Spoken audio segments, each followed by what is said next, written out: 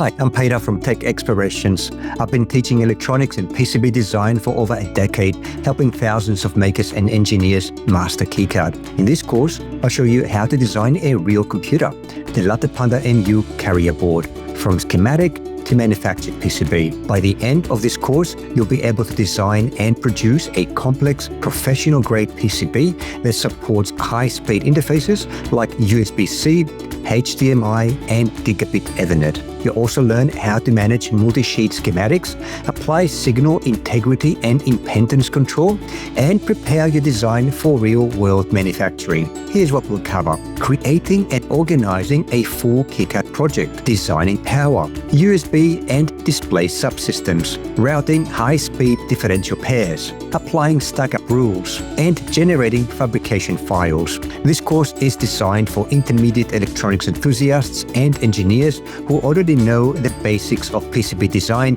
and want to take the next big step: creating a complete computer board. If you've ever built Arduino or ESP32 projects and wondered how high-speed systems are designed, then this course is for you. Join me in this course and let's design a computer together. Click Enroll to get started or preview the free lectures now.